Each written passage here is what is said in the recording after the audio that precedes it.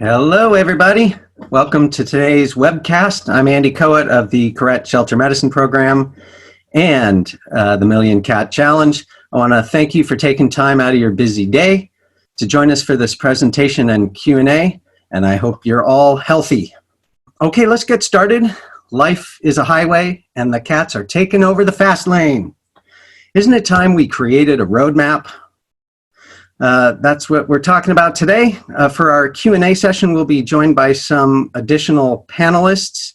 Dr. Julie Levy is the co-founder of the Million Cat Challenge and director of Maddie's Shelter Medicine Program at the University of Florida. We're also joined by Dr. Sarah Pisano, the author of the, here it is, Best Practice Playbook for Animal Shelters and founder of Team Shelter USA, and our own Cameron Moore, who oversees shelter engagement and is the Shelter Assessment Mentorship Program Manager for the Million Cat Challenge. So they'll be joining us for the Q&A. But for the presentation, we have Dr. Kate Hurley, co-founder of the Million Cat Challenge and director of the Correct Shelter Medicine Program. She started her animal welfare career as an animal control officer in Santa Cruz and later became the first person ever to do a residency in shelter medicine. Hi, Kate. Hey, everybody, and thanks so much, Andy. I hope that this will be not just a presentation and question and answer for today, but also the beginning of more of a collaborative conversation. As I hope you all know, the Million Cat Challenge is not here to be prescriptive about what every shelter needs to do, but we are here to share what we see as we have the opportunity to see a lot of different shelters and pair that with an opportunity to access the research literature. So I'm going to present the thinking behind a superhighway document that we created and published on the Million Cat Challenge website. First of all, regardless of where the superhighways are headed for cats in your shelter, why is it so important to have superhighways? This is from an article about decision fatigue that was trendy a few years ago, and it really struck me because we have so many decisions to make in shelters, and anything we can do to streamline the decision-making process will tend to improve the quality of the decisions that we have to make and conserve the energy that we have for making good decisions for those cases that are perched in the gray area instead of using our energy for every single decision that needs to be made. So for instance, in this example, streamlining the decision between staple or paperclip or chicken or fish or east or west can help conserve your energy for big questions like break up or stay together. This is a quote from an article in the New York Times about it. No matter how rational and high-minded you try to be, you just can't make decision after decision without paying a biological price. It's different from ordinary physical fatigue. You're not consciously tired, but you're low on mental energy, and the more choices you make throughout the day, the harder each one becomes for your brain, and eventually it'll look for shortcuts. And when it starts looking, we want to make sure the shortcut it takes is also a good one. Here's another reason why superhighways are so important, specifically for cats in animal shelters. The shorter their pathway through the shelter, the shorter their length of stay, and also potentially the fewer moves they have to experience. And we know this is an outtake from some research that we published, and you can see this highlighted line, that the risk of upper respiratory infection was reduced about 5-fold when cats had fewer than 2 moves in and out of cages or between cages in their first week of shelter stay. And multiple studies have shown that simply moving from one housing to an environment to another is enough to activate herpes virus infection between 18 and 83% of cats, depending on the study. So straightening the pathway through the shelter and shortening it is important for disease control and feline welfare, as well as for improving our overall ability to make decisions. Now, that's still not saying where our superhighways should lead. First, I want to also make sure, though, that when we define our superhighways or our major pathways, our decisions that are, or policies that are right for most cats most of the time, equally important is to define when it's appropriate to exit a cat from the pathway that's appropriate most of the time, whether that's a pathway towards adoption or return to field or return to owner or whatever the pathway is, there's going to be some instances in which it's not right for a particular cat. So we want to define not only our general principles, but when we want to make exceptions, and then empower our staff to use their best judgment within the parameters that we've agreed upon as a group, and create as many opportunities as you can for feedback on every pathway, whether that's checking on how an adoption is succeeding or checking on how a cat is doing or how a program is doing when you have something like return to field or TNR or even alternatives to adoption and home-to-home programs to see what the outcome is of each thing that we're trying. The more we can open doors for public feedback, the more information we can have to refine our decision-making about our main pathways and our exits. Hope that all makes sense. So now let's talk about historically, when I started about 100 years ago, but still you'll notice with the same bad haircut, these were our main pathways.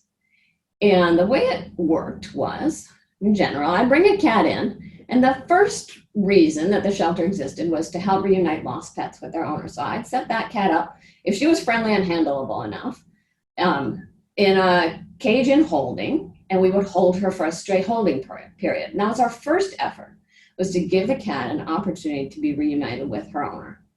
And then if she didn't get reclaimed, and in fact, fewer than 1 in 50 cats that I brought into that shelter at that time got reclaimed, and that's a statistic that's not much different at many shelters today, she would get moved into adoption. We would do that in spite of the fact that only about 1 in 4 cats of that shelter at that time got adopted. Now, happily, that statistic has improved a lot since those days for a lot of shelters. Then if she wasn't adopted, she would be moved to humane euthanasia.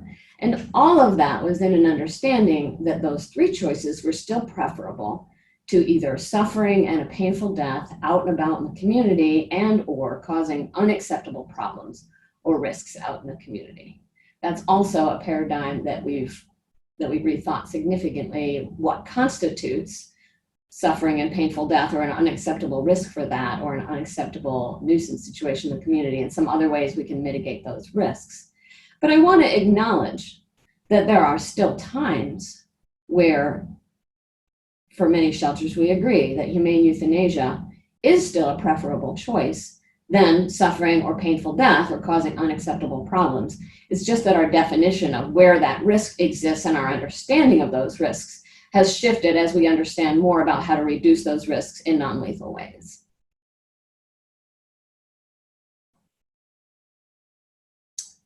So then along came a new approach about 10 years ago now, where in addition to those 4 outcomes, those 4 main pathways of return to owner, adoption, humane euthanasia, or the unacceptable choice of allowing suffering, we got a new choice. And it sort of fit in between adoption and humane euthanasia for candidates that weren't a candidate for adoption, either by reason of their temperament or by reason of the sheer volume in the shelter and the fact that adoptions weren't able to keep up with the friendly cats coming in. Cats were sterilized and returned to the place where they were found, come to be known as return to field or shelter neuter return. And we now have results from that program and many others. And we see that not only did that have the expected result of reducing euthanasia dramatically because it was designed as an alternative for cats who otherwise would have been euthanized. So euthanasia was down 75%.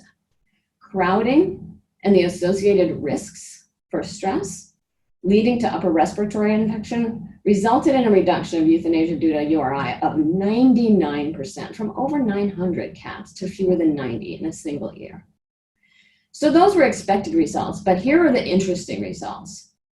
Cats picked up dead on the road, down 20%. We didn't think that that would necessarily happen from sterilizing cats and putting them back where they were found. In fact, there was concern that that might increase the number of cats out and about in the community and at risk for being hit by cars. And intake of cats and kittens was down almost 30%. And this was in a community that had robust pre-existing, very low-cost spay-neuter programs and pre-existing TNR programs targeted at colonies of cats out and about in the community. And this was not a fluke. Here's a more recent study from an even larger program. Almost 12,000 cats sterilized and returned over a 3-year period. Euthanasia down 84%. Again, an expected result, but then these 2 bonus results, evidence that dead cats out and about on the roads down 24%, in both cases with no change in dead cat pickup policy or field services, and intake down 38%. So what started as something that was designed as an alternative, just a fate better than death for cats that wouldn't have been candidates for adoption, turns out to have an interesting, really positive impact on evidence that it's reducing the number of free-roaming cats, it's reducing the amount of migration or translocation, or at least in some way cats crossing roads and getting run over by cars. Now, why would that be? A lot of you have seen this, but I just want to kind of go over this in brief in the context of our superhighways. It may be that sterilization and return programs practiced on a large enough scale unwind some of the potential harmful effects of ad hoc removal programs, which is essentially what animal sheltering has been in the United States. This was a study that came out a few years ago that looked at the impact of removing up to 30% of cats in open populations without concurrent control of the food source or prevention of new immigration. So that's very similar to what we do, right? People bring cats into the shelter, they don't go and find the food source, and they don't control new immigration of cats. And so there might be some migration or some new breeding at the source where cats were removed. And contrary to expectation, these researchers thought that removing up to 30% of the cats would result in a reduction in the cat population at the removal sites. But what they found, and this is really important for us, is that they counted the actual number of cats present at the site. It was a lot of work because they had to use cameras to identify individual cats present, because what they found was that the number of cats trapped decreased rapidly because they caught all the hungry and the brave and the stupid ones. But the number of cats present at the site increased by 75 to over 200%. Twice as many cats present as a result of removing 30%. Ouch, right? Because they removed the dominant adults, they destabilized the structure of the population, and the food source was still available, the habitat was still available, and so either new cats were born or new cats arrived from elsewhere. So this is also an animation that some of you will already have seen, but I just want to review it briefly. 1 in 7 people in the United States admits to feeding cats that they don't own, and we also know there are a lot of other food sources out there in the world. And we can imagine, we know that litter-bearing mammals have litter size in proportion to the amount of food available in the environment. That's just how all litter-bearing mammals work. That's their whole strategy for survival. So let's imagine that for each bowl of food, each cat can have 1 kid. And imagine that there's 3 cats in the environment, 3 intact females. And so let's imagine there's the equivalent of 6 bowls of food, 3 cats. Each cat can have on average 2 bowls of food, and she can have 2 kittens. We remove one of the cats, but we don't go and find the food source and take it away. So still 6 bowls of food. We only removed 30% of the cats, right? 33% of the cats. So still 2 cats, still 6 kittens, right? We did nothing to really reduce reproduction or reduce the number of cats being born and bred in our community. If instead we sterilize that cat, ear tip her, vaccinate her, and importantly, put her right back where she was found. We don't relocate her. We don't add any requirement to provide food for her. We know by virtue of good body condition that she had access to a food source. So she goes back, she keeps eating those 2 bowls of food.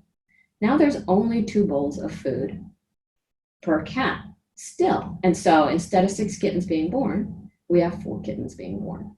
Just like in the studies I just showed, there's a reduction in the number of cats being born and potentially in the number of cats migrating into this little area to take advantage of the food source, because we sent that cat back to reduce the reproductive carrying capacity of the environment to eat the food that we know is there without turning it into kittens. So now, based on this premise, we have another reason to support return to field. Not only is it an alternative to euthanasia for feral cats or cats that exceed adoption capacity for shelter, not only does it reduce crowding and illness in shelters, it also provides us evidence of the first really viable, scalable means we have to reduce the reproductive carrying capacity of the environment on a community-wide level, to stabilize cat populations, to address in a sustainable way the source of many nuisance complaints, and to build connections with people through the flyers that can be put out in conjunction with cats being returned, who may not have been aware of the existing TNR and spay-neuter programs available through shelters in their community. So even if it wasn't an alternative to euthanasia, for feral cats, it might be something to practice in and of itself.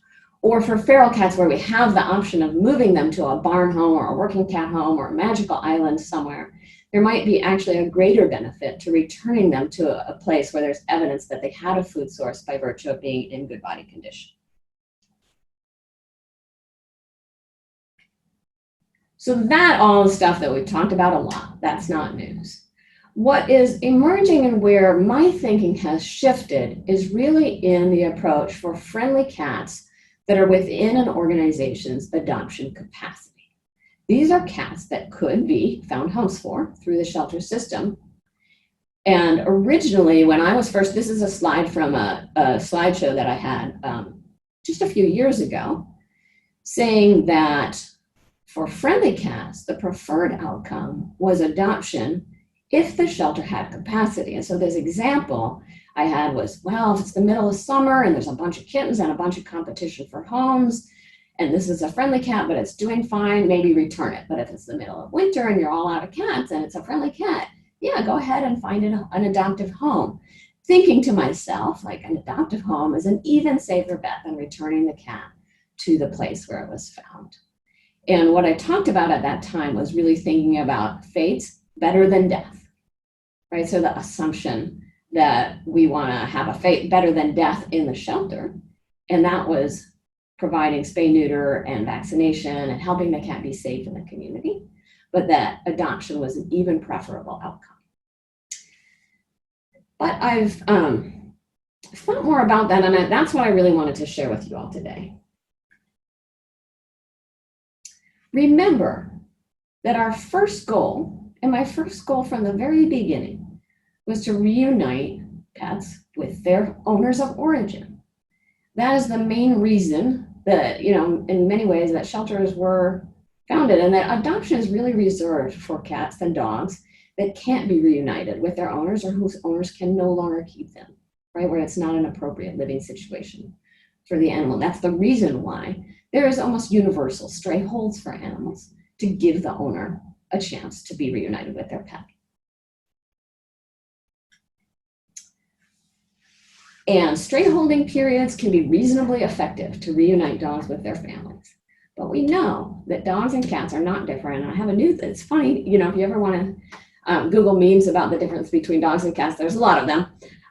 And for those of you who see me talk a lot, I've replaced my difference between dogs and cats. This is puppy school versus kitten school. And we know this would be reality. And I totally want to go to kitten school with my cat. But here's another really important difference between cats and dogs. And just a mention of Dr. Linda Lord, who passed away not that long ago, and just the wonderful research that she has done and the ongoing benefit. Big thank you to Dr. Lord and her team. This is research that she published over 10 years ago now that identified the differences between search and identification methods that owners use to find a lost cat versus a lost dog.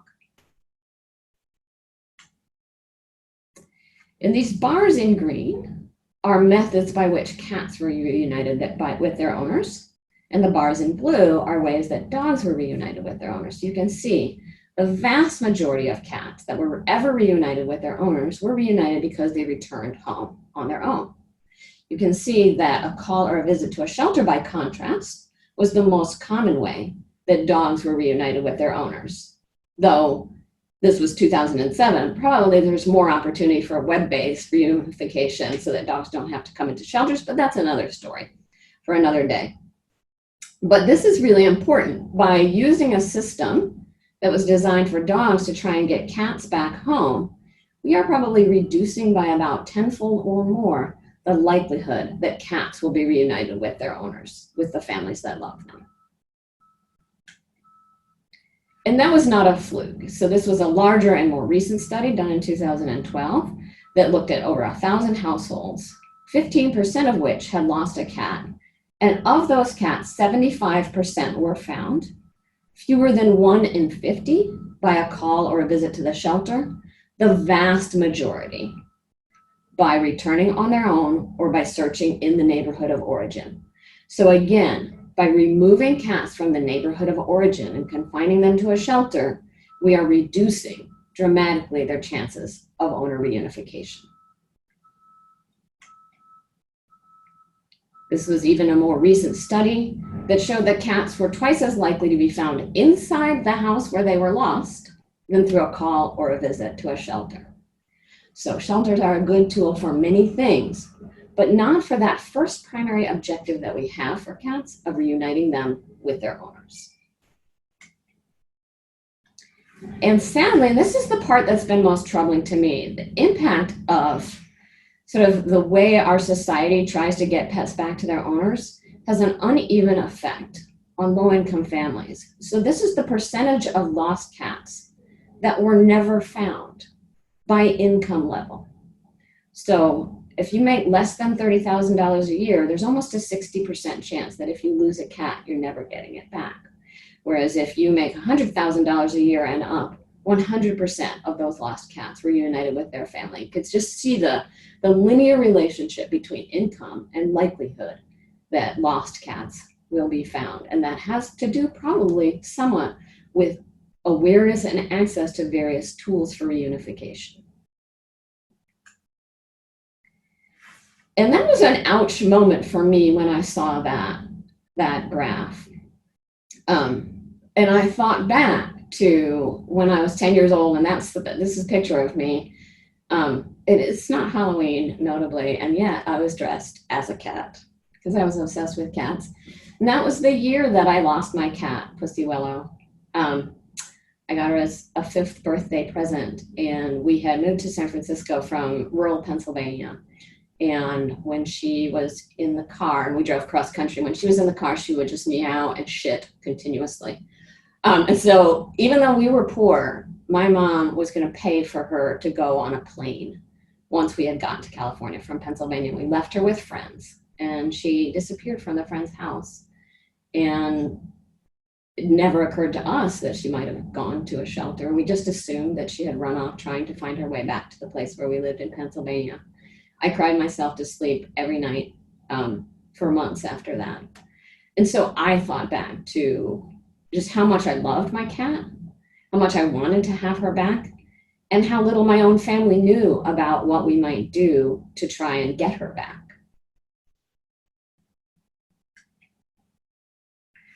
So I think in some ways, return to field, it's an unfortunate term because it creates this vision of putting a cat back in a field where she won't have care. But oftentimes, return to field really is better termed return to owner. It's just another way of getting cats back to their owners. And I put in this picture of these little boys because the older one looks like he's about the same age that I was when I adopted Pussy Willow, and this is a calico cat who is, Pussy Willow was also a giant calico cat who's actually bigger than I was. So what we recognize is that return to field for friendly, healthy, lost cats, the fact that they're friendly means that there's probably somebody attached to them already. And it can bypass the mismatch in timing. So when cats are lost, it's not necessarily when they get brought into a shelter. And it's not necessarily when people look in a shelter. It can bypass the mismatch in search methods. The fact that for many people, it would never occur to them to look at a shelter, it can bypass a lack of transportation or cultural expectations. There are cultures where it would just never occur to anyone that a free roaming cat would be brought to a shelter. It can bypass all of those things that prevent lost cats from getting reclaimed from shelters. And we know that spay, neuter, and vaccination dramatically improves cat health and decreases roaming, and so reduces the risk of getting lost again for cats whose owners might not have the wherewithal to bring them in for those services. By definition of not being able to come to the shelter to reclaim their cat, maybe they also don't know or can't come to the shelter to get their cat sterilized and vaccinated. The truth is, though, even though I chose this gorgeous picture of these boys being reunited with this cat, she actually was not lost. And so that brings us to another difference between cats and dogs in the United States, which is that we just don't have the same expectations in terms of dogs being allowed out to free roam and cats. The truth is, even in the US, where it's relatively common to keep cats indoors, there's still many cats that are indoor-outdoor cats and then just roam about. This is a fun study where scientists in the UK put GPS trackers on cats and saw what they did. The one cat kept coming back smelling of lady's perfume. They used our device to track it down to a neighbor's house. And this is Rosie, and doesn't roam far, just 40 meters. But if you notice this pattern from the GPS, and here's like Rosie catches a moth, you can see that even though she doesn't roam far from Rosie's perspective, she actually she roams pretty far away from the perspective of where cars drive. So she's going to a backyard that adjoins her house. But as a car drives, that actually might be a couple of miles away. And so this was a map that was sent to us by a Million Cat Challenger, who actually took the time to GPS map where cats were picked up and brought into the shelter versus the home where they were lost from. And this is a picture of a cat who, again, you can see that the backyards were not very widely separated from a cat perspective, but from a human driving perspective, this is not necessarily somewhere where you would have seen signs saying that the cat was lost or would have thought to knock on doors to find the owner of a cat. And yet it was a very loved cat who, in fact, was lost on the very same day that she was brought in to the shelter by somebody who found her in their backyard that adjoined that cat's backyard.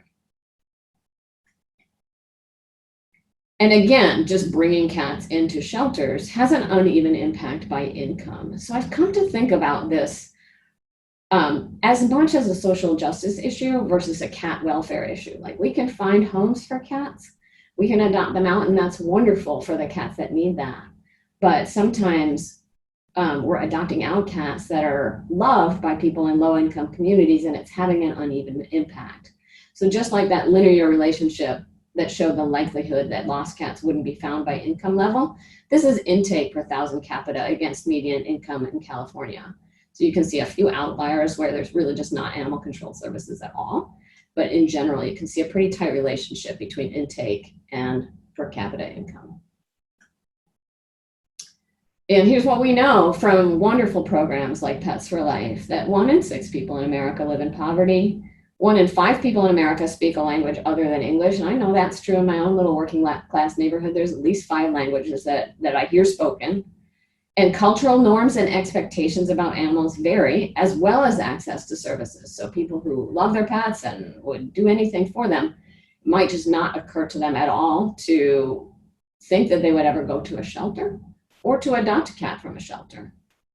Greater than 90% of people in underserved communities have never been to a shelter at all. So all of these animals coming in from underserved communities, not mostly being brought in by the people who live in the underserved communities. That means that a lot of people in underserved communities remain unaware of the resources that shelters have to provide, period. And that's really concerning, because those are the people we most want to reach and help.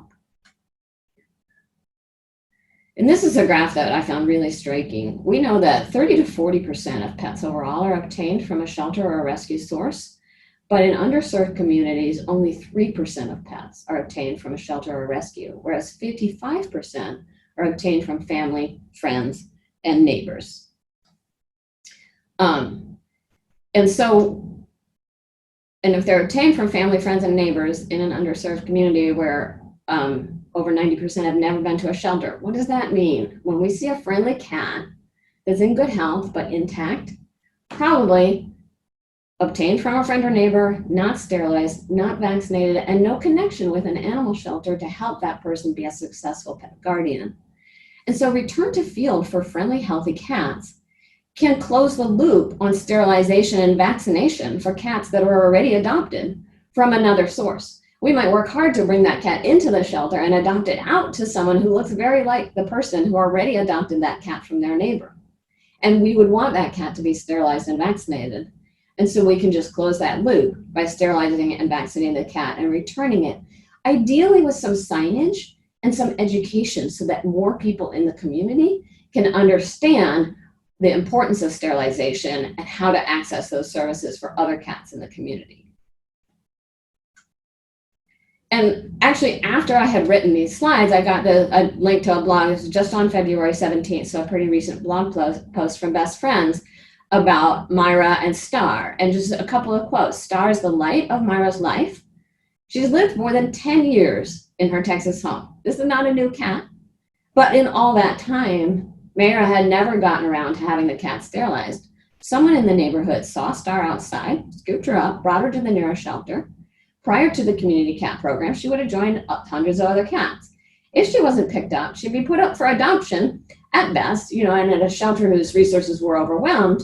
At worst, she would have been euthanized. But I want to point out that even if she had been adopted out to another loving home, here's a 10-year-old cat who might have been a challenging adoption, but who was very loved. You can see it in her owner's face. Thanks to the community cat program, Star was examined by veterinary staff, vaccinated and spayed. After recovering from surgery overnight and the next day, Sarah and Marla unloaded Star into the CCP van and returned her back to the address where she was originally found. Only then did Myra find out that Star was not gone for good. She was there, happy to be home. Bursting into tears, Myra was overjoyed to have her 11-year-old cat back safe at home. And she wanted to help other cats. And she got involved with helping with additional TNR efforts in her community because now she knew about it. But if Star hadn't been brought back because she was within the adoption capacity of the organization, then Myra would never have known what happened, might have gotten another cat, might not have gotten that cat sterilized, and would never have known to talk to her neighbors about opportunities for sterilization and vaccination for the other cats in her neighborhood. So return to field could actually be return to owner, or return to field could just be return to home where a cat never was lost in the first place. So that's how I've really come to understand it, is that return to field is an outcome in itself for feral cats that are not candidates for adoption, but it also can be a means to these other two preferred outcomes, which is return to owner or closing the loop on an adoption that has already happened. So here are the two big lanes that we propose for our superhighways, and this is what we really want to get your feedback on. Sterilize, vaccinate, and return for most healthy unowned cats brought to the shelter, with the caveat that diversion to TNR or low-cost spay and neuter is always ideal for cats to bypass the shelter system entirely. For healthy feral cats, that's a means to stabilize populations in the community and limit euthanasia at the shelter. For healthy, friendly cats, it's an option to maximize the number of spayed, neutered, vaccinated cats that are reunited with their family, whether they were lost in the first place or not, and as an avenue to open doors with community members who would not otherwise go to the shelter because their cat was the pathway to make that connection, because they did not know that the shelter and our resources and our support even existed. The traditional shelter pathway for owner-surrendered cats when pet safety net and home-to-home options are not available, and for social kittens on a pathway to adoption. The rationale for that being that social kittens aren't already adapted to the environment that they're in, are less likely to already have a home that's attached to them. And so we want to keep that pathway wide open to put those cats into homes with sterilization, with vaccination. For all the unhealthy stray and free roaming cats that aren't appropriate to put back out because they're not thriving outside, for cats that are part of cruelty, abuse, neglect, and hoarding cases, or for where there's just like, there's too many cats and we need to reduce the population over time through adopting out the friendly ones. And as an avenue to open doors with community members and encourage engagement with the shelter. So by having both superhighways be robust, we maximize the number of community members that we can reach. And we know that that's ultimately going to be the solution to cat overpopulation and to providing access to care for as many pets as possible. So now I'm going to just talk about some of the things that I see as exits from the superhighway for friendly adult cats, from the return to field / home / owner superhighway for friendly adults. One, and this is a screenshot from our superhighway document that we hope you'll give us input on. One is that there's evidence of abandonment, true abandonment, versus just either a lost cat or an out and about friendly cat. I'm going to talk a little bit more about that. Another is a colony that's creating public health and nuisance and welfare concerns. I already just mentioned that briefly. Sick, injured, and poor body condition. And then I want to mention this final one, which is that there's always the opportunity, especially if you put door hangers out and educate people in the community when you return cats, if there are ongoing concerns. If you try returning the cat and then someone says, hey, you know, it still wants to stop trying to get into my house. Sorry, I just saw the chat pop up and I wanted to make sure that my sound was still on. So it doesn't have to be a one and done thing. Just like in those pictures that I showed of Star and those two boys with their cat, oftentimes return to field is only the beginning of an engagement with a community or a neighborhood or a person. And this is just a screenshot that was a situation that I had. Hang on, sorry, the chat's just popping up again. Hear me fine? That's great. This was something that happened on my street. This is actually right across the street from my house. My friend found a cat that was friendly and free roaming. And she was like, should I bring it to the shelter? I was like, no, wait. So she posted it on the West Sacramento Lost and Found page. And one thing that's important is that this cat was thin. She was not in good body condition. And you can see that her coat was somewhat matted. And she checked at the location where the cat was found. New occupant said the cat was not theirs and it had been hanging out at their house. And so we knew that there had been a change of occupant, and that the cat had been hanging around, and that the new occupant was not willing to care for the cat. And then someone else chimed in, said this cat's name is Gracie, myself and another neighbor have been caring for them. The owner of the house knew that they were abandoned, done nothing about it, and it's become all of our issue. And so we recognized that for this cat, rehoming to a new home was really the appropriate outcome. We want to have safety nets in place to pick up those instances where exit from the superhighway of return is absolutely appropriate, and this is a great case for that.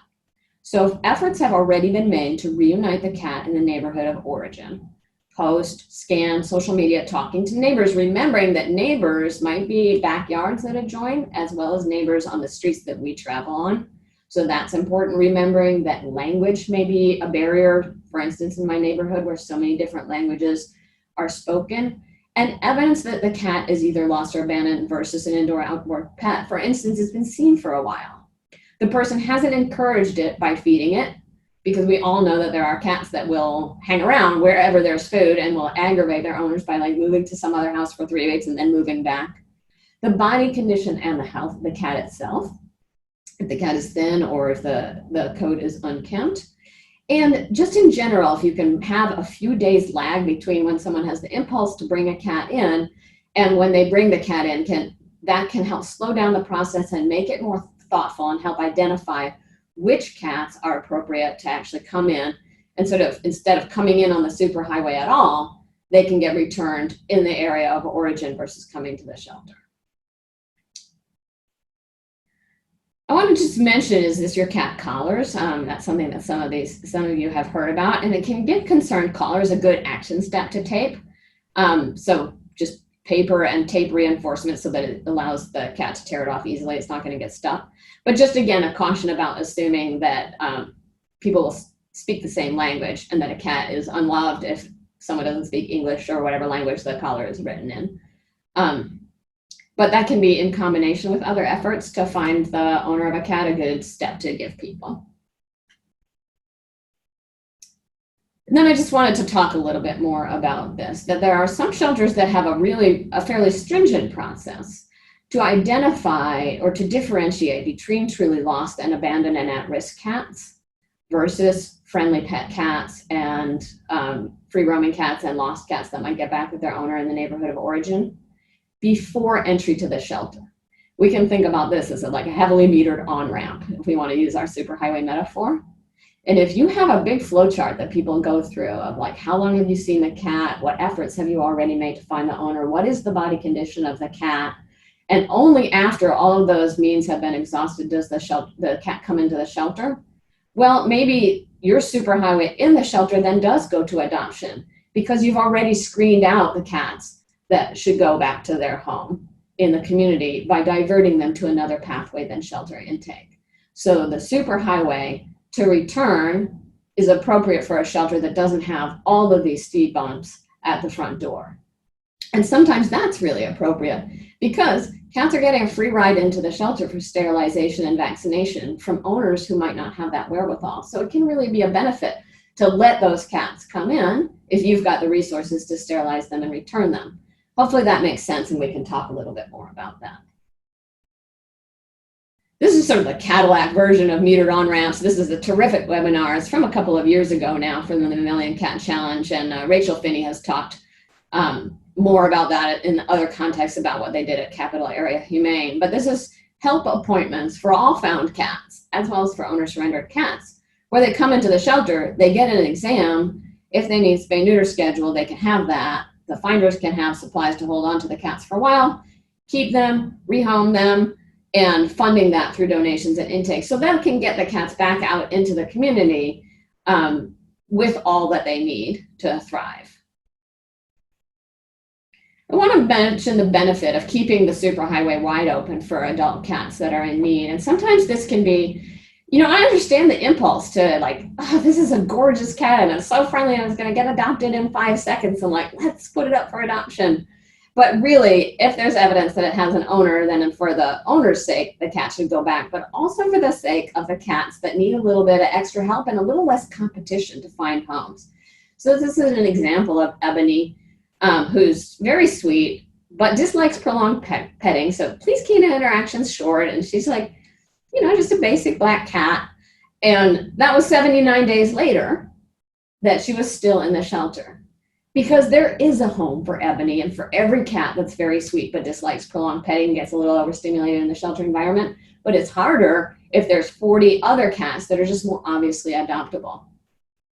So we want to make it really easy for cats whose owners can no longer keep them, or for cats that are from a situation where it's not appropriate to put them back, like cats that are taken from a hoarding situation that aren't maybe the most social cats, but who really need that pathway to be open in the shelter. And reducing competition from more obviously adoptable cats is surprising, and some of you have probably experienced this. And you can even just see it in the wintertime, right? When there's less competition, that 12-year-old cat that's friendly and nice but older and might sit in summer all of a sudden isn't slow track at all because it's the only cat there.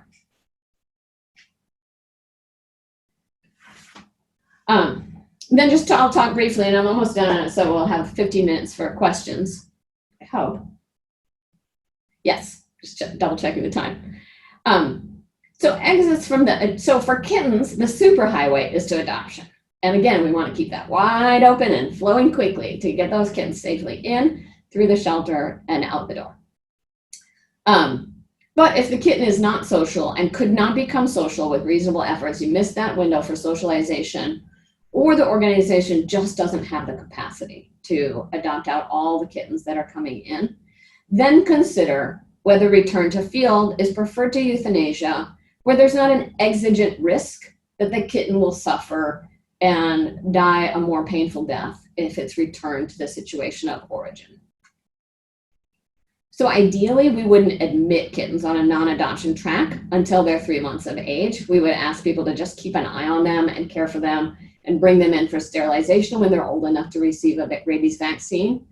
If you must do this as an alternative to euthanasia, where it's considered safe to return the kitten, then do rabies vaccinate the cat and advise with a rabies vaccine labeled for 3 years, and advise the finder or trapper to retrap and follow up with a booster if possible, and make extra efforts to ensure that there's a location for safe return, or to communicate at the location of return.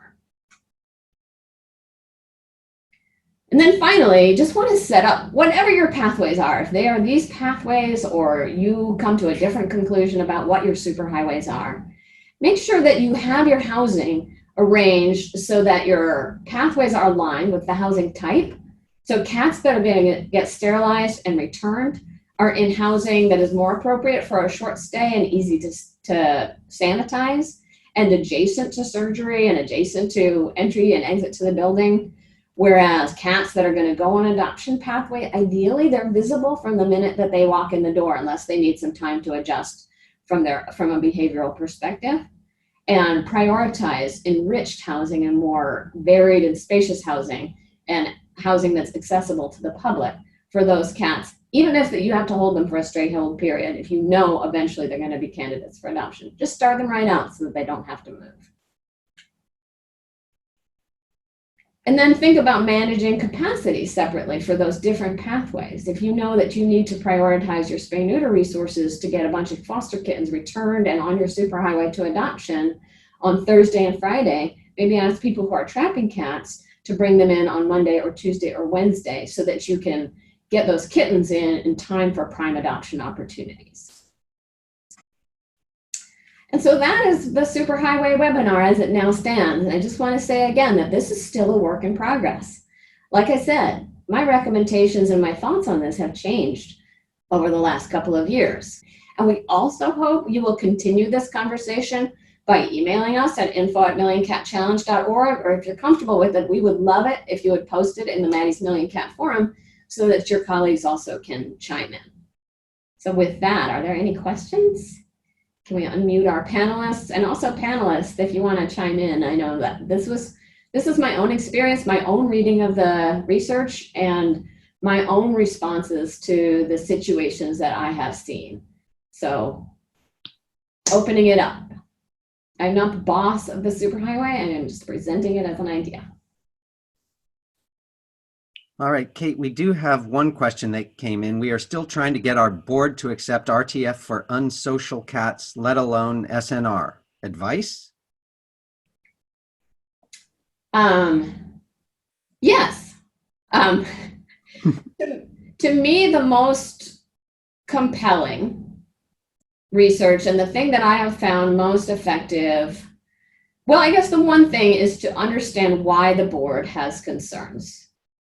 And I think the two most common reasons why people are concerned about return to field is impact on birds or risk for the cats themselves. Concern that the cats are just going out to suffer.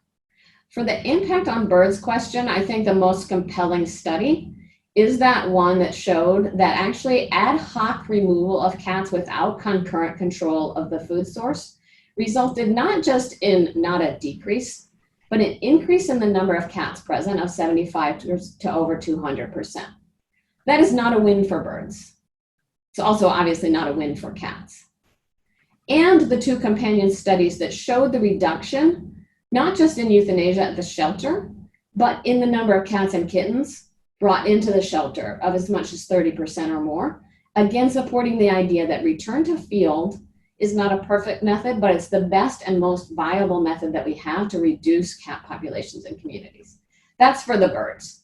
That's sort of for the bird rationale, if that's the board concern. For the cat welfare rationale, I think the reduction in cats being picked up dead is a powerful argument.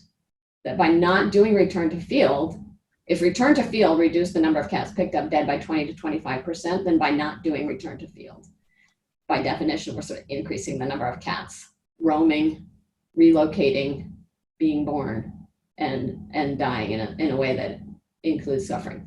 So those are my advice. That's my advice for boards that have concerns. But I think the most important thing is, what is the barrier? And I think Sarah has something to say. I do, as always. Thank you so much for having me. So I think my first question would be, who is the board? Is this a nonprofit board, or is this a board of county commissioners? Because typically they do have different perspectives. So the county board or the municipal board is concerned about constituent complaints or public health or things like that, whereas the board of a private nonprofit is typically worried about the welfare of the cats. And I think for both, number one, respecting, and like all of us probably on this panel, and I know me for sure, I didn't believe in this program 10 years ago. These are things that we have evolved our own philosophies as we have more information. So starting with the data, the research, all the awesome articles and studies that Dr. Hurley talked about in this presentation is a good place to start. And number two, linking those people that are concerned with like colleagues, with peers that have other successful programs that never did the program before and now have full-blown shelter new to return for ferals and for friendlies. I'm going to grab a couple of quick ones, and then there's some that are kind of along a theme. What are some guidance on what reasonable efforts are to socialize kittens or adult cats? I'll say quickly, for adult cats, socialization is only really something to go to where return is unsafe for whatever reason, and a working cat home is not an option. For instance, it's a cat that's part of a hoarding case that's always been indoors but is poorly socialized to people. Those are the places where maybe, it would be worth the stress for the cat and the intensive resources that are required to socialize an adult cat. I think we really want to focus our socialization efforts on younger kittens for the most part. Anyone want to chime in of the panelists, or I know it depends on what the shelter's resources are, but where do you tend to call it for socializing kittens?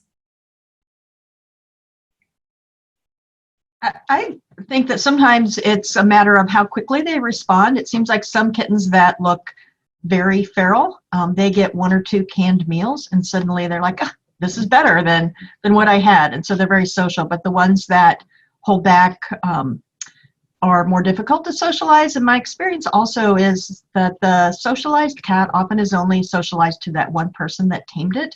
And they don't extrapolate that trust to other people, and they don't show well at adopt-a-thons. So in this age, when we have so many kittens that we need to save, if there's a safe place to put those unsocialized kittens back, that would be my first choice. I concur with that. As someone who has several cats in my house that were never properly socialized or only like me. So I think if they're not social, and they are big enough and healthy enough to go back to where they came from, I would go that route so you don't end up with several dozen cats.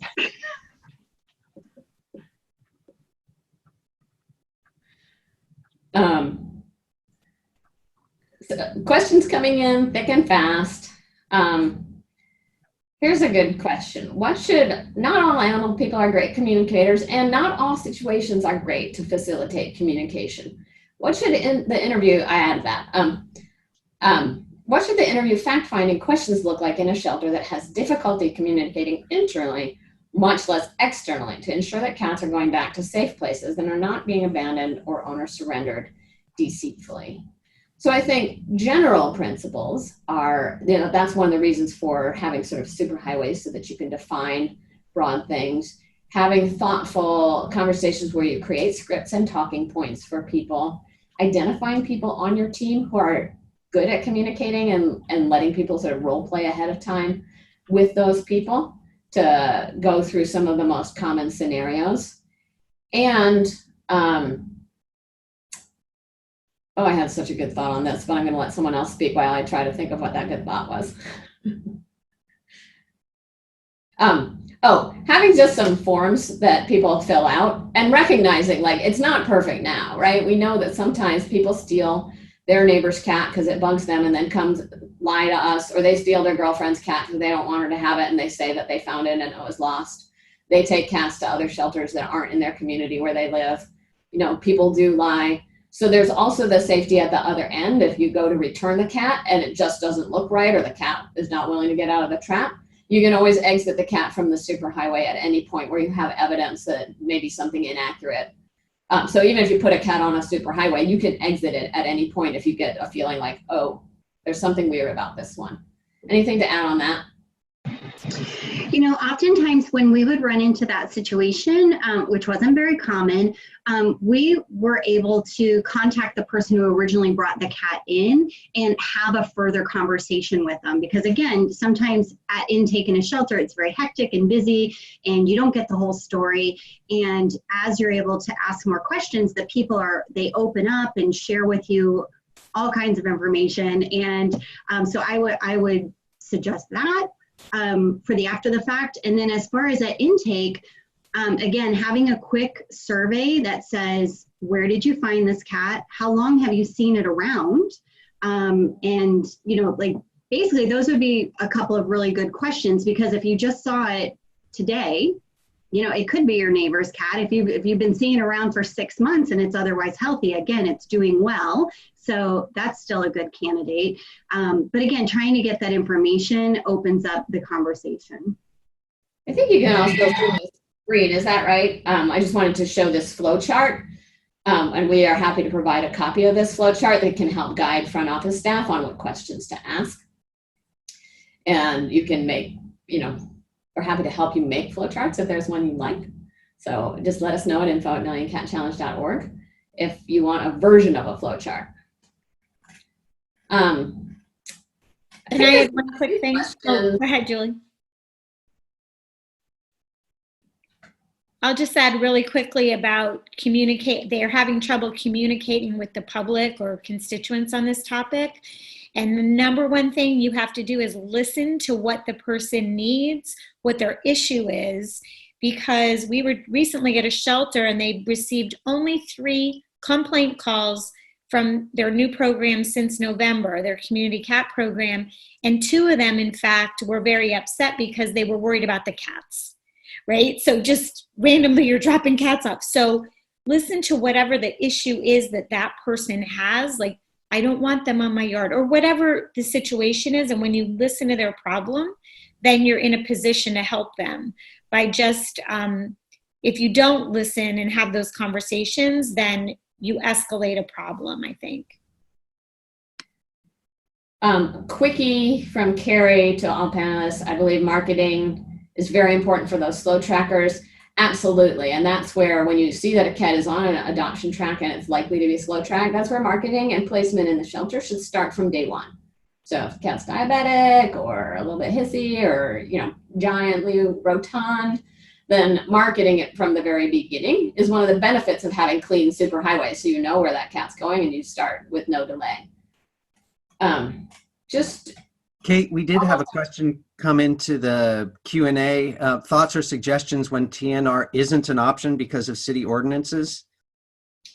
One, I would say, 1 minute left. I don't know about changing the city ordinances. Again, to understand that when TNR is prohibited, it's usually because of a misapprehension that prohibiting TNR will make there be less cats or less nuisance complaints. And so understanding the purpose of the anti-TNR ordinance, and recognizing the ways in which those nuisances could be mitigated in other ways through encouraging and teaching responsible feeding practices and sterilizing cats and providing litter control and, you know, all of the stuff that we can do to make cats less of a nuisance, which is the purpose of those ordinances.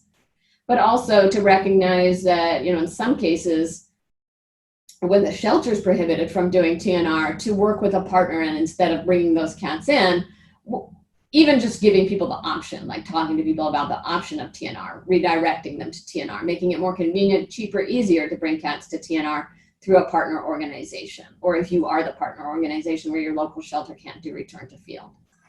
I want to close. We're not going to have time to get to all the questions, but I promise we will in the Million Cat Forum.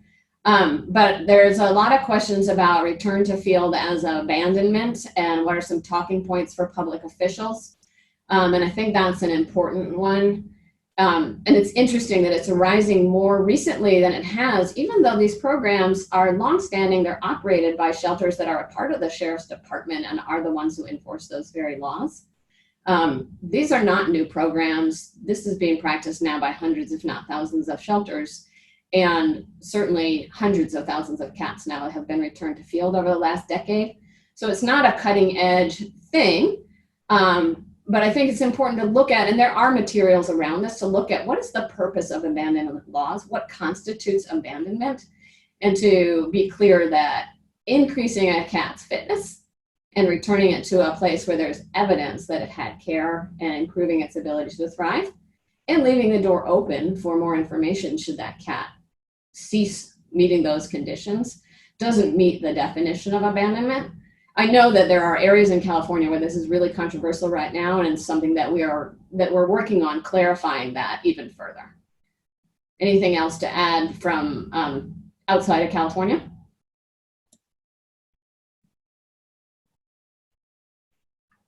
I mean, if you're returning the cat to where he was already living and thriving, it really isn't abandonment. You're returning him home from where he was maybe unintentionally stolen from or helped. And when we started our program back in 2008, we did microchip everybody because we were worried, being such a new program. And when people did call saying that they had found a microchipped cat, ironically, they always found them on the same street where they were picked up and returned. So they didn't roam far away. There were a few exceptions because we are a military town, and sometimes I would get calls from other military bases, say in Virginia or Georgia, and I just knew it meant that military family here who was caring for the cat moved their cat with them. And again, let them outside because that's what a lot of Americans do with their cats. So, but again, I think there is a difference between abandonment and returning cats to where they're already living. And again, when you talk to your municipal leaders, I think they ultimately see that. But a lot of times nobody's had that conversation with them. So when you're trying to update ordinances, you know, you want to make an exception for community cats. Here's a question. How do we return a cat to where he or she was found without looking like we're dumping cats? I'm really a fan of the door hangers. So that makes it really clear. You're not doing anything nefarious. You're not doing anything sneaky or hidden. You're letting people in the area where the cat is returned know what happened and giving them a phone number to call if they have concerns, or more importantly, if there are other cats in the area who also need sterilization services. So that's something to, something to consider. Also, just equipping the people who are doing the returns with brochures or handouts that they can provide to people who have questions about what's happening.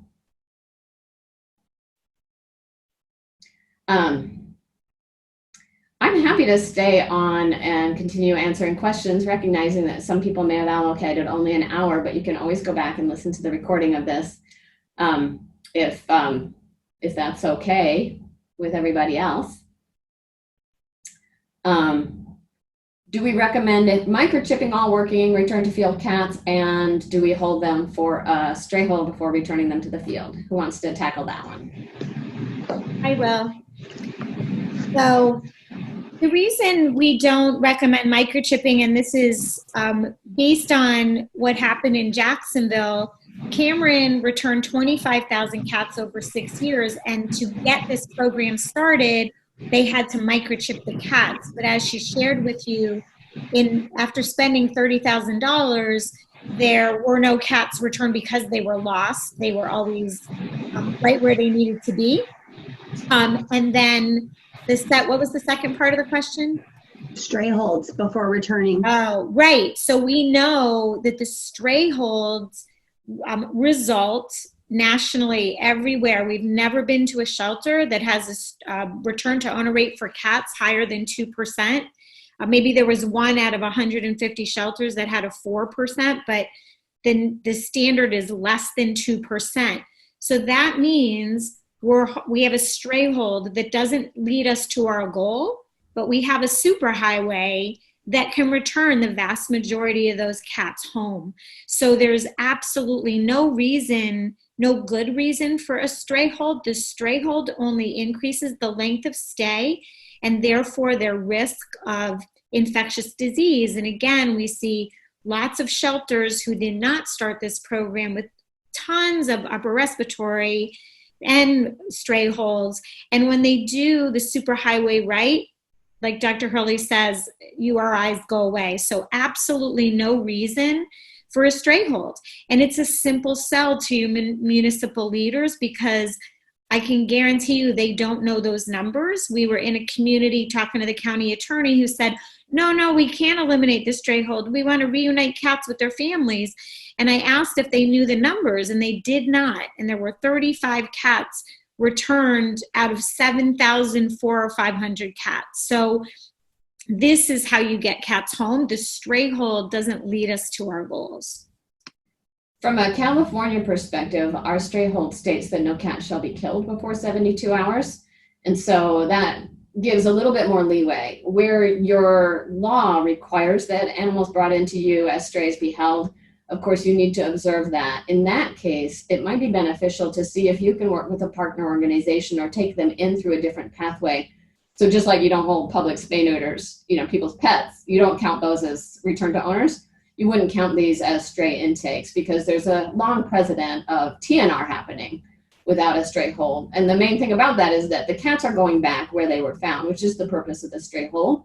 We would still recommend, obviously, observing the stray hold for cats that aren't going back where they were found, in case those owners do come forward. So we wouldn't put them up for adoption so that they're gone forever from an opportunity to reclaim them. It's more like this is a more efficient way of serving the purpose of that. I also wanted to mention on the microchip question, not only is it a cost that hasn't proven to be really valuable, but it could establish more of a sense of like you have now become the owner of the cat, because that microchip has to be registered to the organization implanting it, since you don't have someone else there. And that could create more of a murky legal situation. So recommending avoiding it for that reason, and because it's just not been shown to have a benefit. We have the ear tip, we have the location where the cat was found. So unless there's some extraordinary reason why you feel a need to track these cats through a pilot program or something like that. And that speaks to also a question about, we have a leash law for cats and dogs in our community. We know that return to field programs exist even in the face of leash laws, and as has TNR, existed in the face of leash laws, because leash laws and other laws really are directed at owners and not at animals. And so there's not an owner who's violating the leash law on a cat. And recognizing again that by removing the cat, we are likely increasing the number of cats free roaming in the community and the nuisances associated therewith. So again, we are trying to find better ways of meeting the intent of those laws, and also not violating those laws in our understanding that these laws apply to people, that here's how it works. We're not citing the cat for violation of the leash law, and we're not becoming the owner of the cat by providing sterilization services. I was just told we have 6 more minutes. This Zoom call will cut us up right off at 11:45 Pacific time. And I have lost track of the chat. All right, Kate, do you recommend ear tipping if the cats are socialized? If yes, does that upset people? Cameron, what's your experience of that?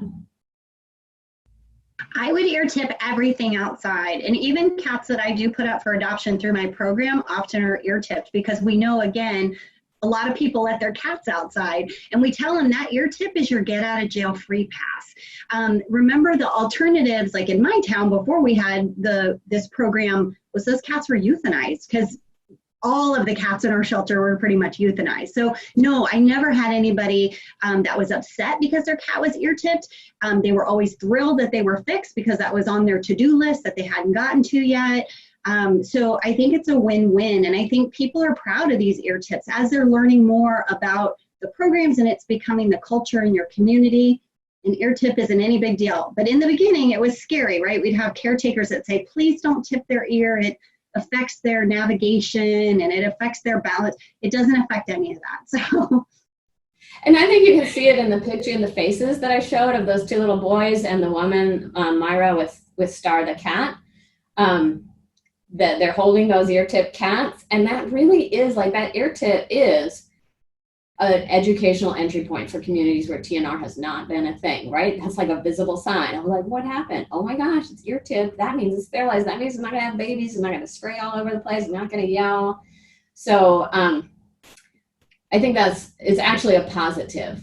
And if people want their friendly cats to not be ear-tipped, making it available to them to have a pathway for low-cost spay-neuter, so that you don't have every pet cat being brought into the shelter as a stray, because that's at people's convenience, because that's an easy way to get free sterilization.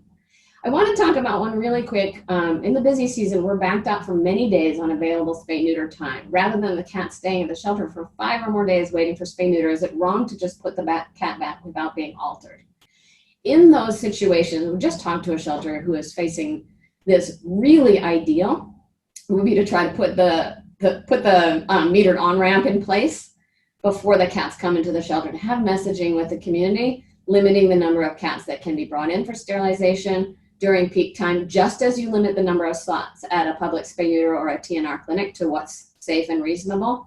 And know that that's not an emergency. That cat was there in that field or whatever, and it's going to be there. And so scheduling those appointments so that you can bring them into the shelter, so they're not sitting in the shelter spreading disease, stressing out, needing to be cared for while they're waiting for spay-neuter services, but you're also not putting people the trouble of bringing them in and then just putting them back intact, because that is not going to, I imagine that's going to create quite a public outcry, as well as just being a terrible feeling. Just want to reiterate, there's some great posts, great links in the chat, and we will continue this discussion at the Maddie's Pet Forum. There's a link to that in the chat. We'll relink that several times in the chat, so you can go right over there. We will jump in there and answer additional questions there. It's really a terrific resource. And remember, email us at info@millioncatchallenge.org if you have other thoughts, if you have your own superhighways, if you have flowcharts, scripts, talking points that you have used with success that we can share with others. So thank you so much. Thank you, panelists. It's exciting. Thank you. All right. Thanks, everybody. And of course, as always, a big thanks to Maddie.